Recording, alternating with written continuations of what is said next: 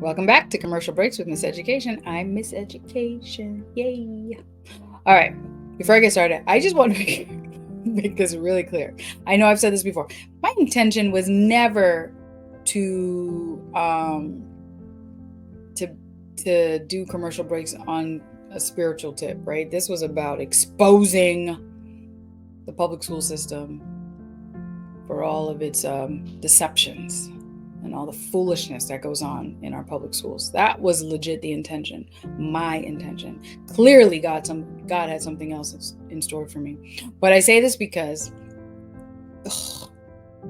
in the past, I've learned that if you question what you're good at, hear what people have to say about you, right? And if you hear a common theme, then that's probably what you're good at. Or if you have a problem, if you hear a common theme, then that problem might be true, right? Something you want to work on. Well, this is going to bite me in my backside.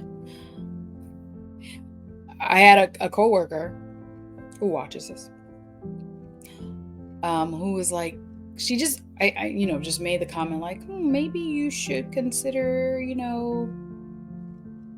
ministry in the ministry, like, and I don't know, I'm not quoting her correctly, but in essence, she was like, like preaching. And I'm like, what? No, not doing it. I'm not a pastor. Or, like, I'm not that. Right. And I left it alone. Then my mom calls and she's like, Jen, I watch this. I'm like, hi, yay, Mom. And she's like, God is using you. Once you get through all of this, like, right, what led you to do this and how God has delivered you on a supernatural level, not get over it, but once, this settles, she goes, I think, in essence, she was like, I think this is a ministry for you. I'm like, what? No. I'm like, no, it's not. It's not what I want. I don't know. But anyway. And so I say this because I'm like, this is what I do. Like, I'm talking about these things and like I have these ideas and they always come back to God. And I'm like, it's not what I wanted to do. This wasn't always supposed to go back to God, but it goes back to God. So I guess this is what it is. Okay, so here, let's go to episode 62. Passing along family secrets. Yes. Look, I don't know. I don't know these people, but if you have a family business and your family business is, making glasses, and you have a special patent and everyone loves your glasses, no one knows about this patent, but if you have this patent, you are going to raise your children, train your children how to continue the family business. You're going to tell them the secret behind these amazing glasses and how to continue this work after they're gone. And then your children are going to then, if they're wise, are going to then tell their children, so your grandchildren, about the patent, this family secret, and how they're going to continue this line. Correct? I think that's how that works. So as parents, we know that reading is fundamental, right? Reading is a good thing. Reading helps. Reading opens doors. So we encourage our children to read. We're like, you need to read, you need to read. We know that math has some value, so we encourage them to master some basic mathematical skills, right? And these are things that we don't compromise on. Bet. And there's certain things that we want our children to know because we know that it will benefit them in the long run, because we want what's best for our children. And I'm assuming everyone agrees with this.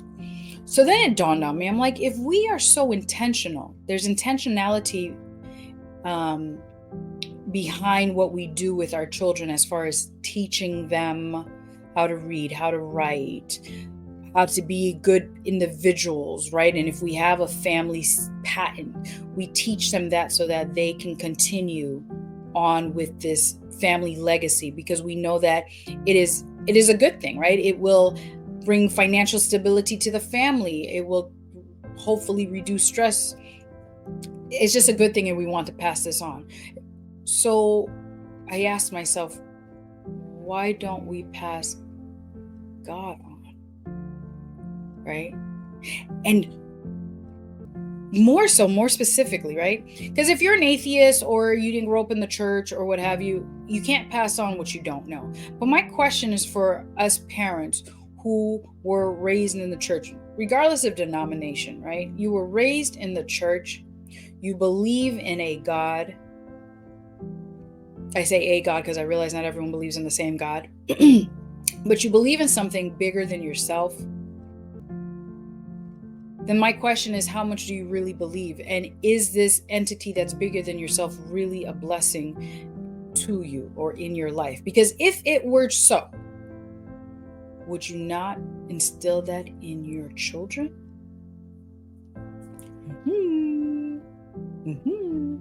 And I ask this because I meet so many adults, right? Parents who go to church and yes, Jesus, Jesus, Jesus, God, Jesus, God, Jesus. But then I meet their children, and I don't mean like adult children, because when you're older, you do what you want. But I'm talking about a child who is still under your care, and you still have the duty to train them up, right? Because the Bible says, train up a child in the way he or she should go. And when he is older, he will not depart from it. And again, doesn't it he or she, okay? My bad, it's he. When the way he should go, and he will not depart from it. The same way I train my children to read, so that when they get older, they won't depart from reading. Right? I teach them to brush their teeth so when they get older, they don't depart from brushing their teeth. So we need to raise up our children the way they should go so that when they get older, they won't depart from it. So if we, the adults, the parents who are Christians, who believe, believe in this God, believe in what he is and who he is and how he works in our lives, if we truly believe that he is who he says he is, why are we not instilling this in our kids? Food for thought, right? Because if it really mattered, you would instill this in your kids. Like, for instance, if I knew the winning lottery numbers every 6 months were 7960,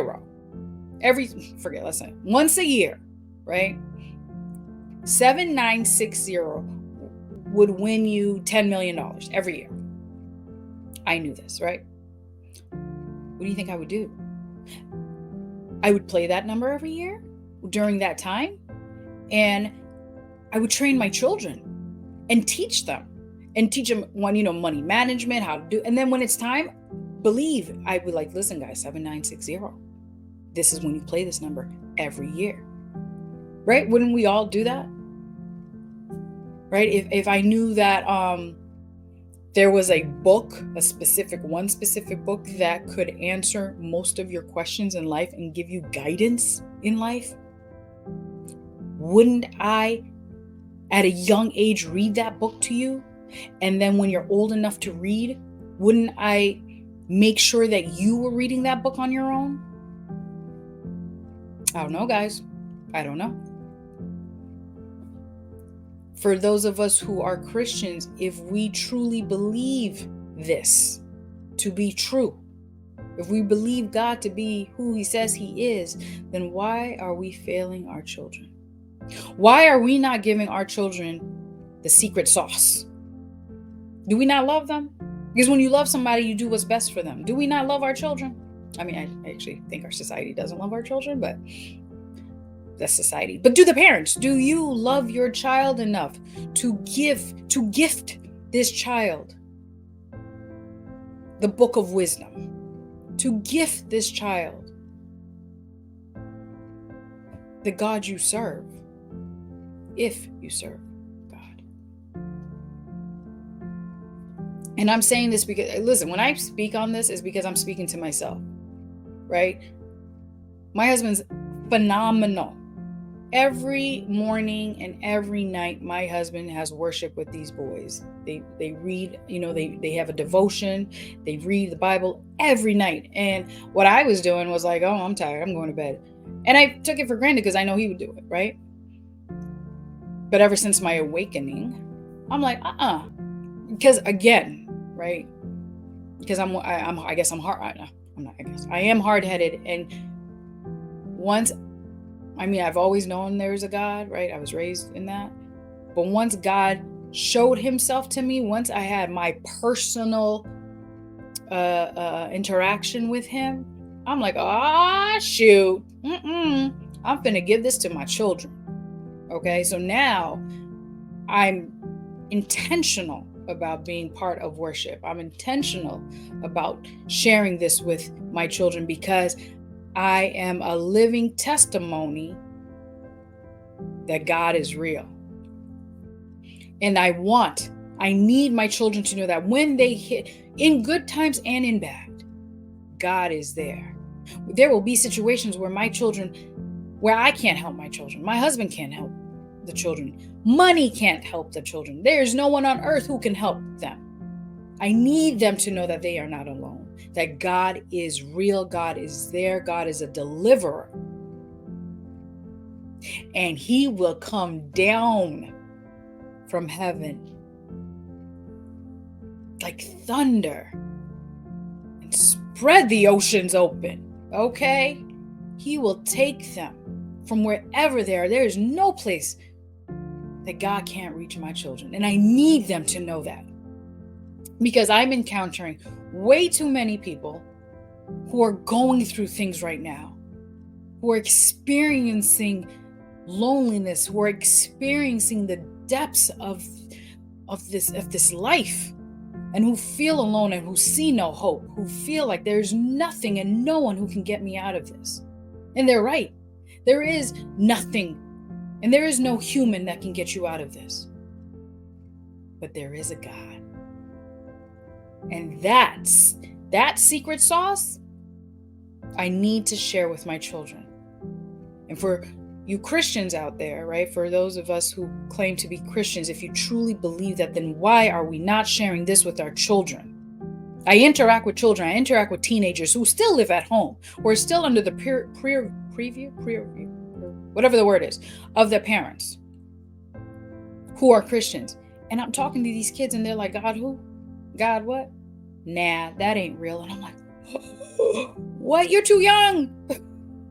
Like when you're 30, if you want to say that, but right now you should, you know what I'm saying? Like, for instance, like for the most part, except for school indoctrination, for the most part, like if your family is, if they side on the political, like the Democratic side, you tend to grow up Democrat, right? If your family's if your parents are Republican, you tend to grow up Republican, even though you have no idea what it means. You follow the family. So if I'm in a household that's Christian, that believes in God, should I not by default just, hey, believe in God until I figure things out on my own? I'm just saying, moms, dads, grandpas, uncles, whoever, guardians, if you believe in God and you call yourself a Bible-believing Christian, a follower of Christ, then I implore, I'm begging you to please give this to your children. This should come before the reading and the writing, right? This should come before the brushing of the teeth. I mean, you get what I'm saying? Like, this is more important. This is something we need to do. We need to be better on.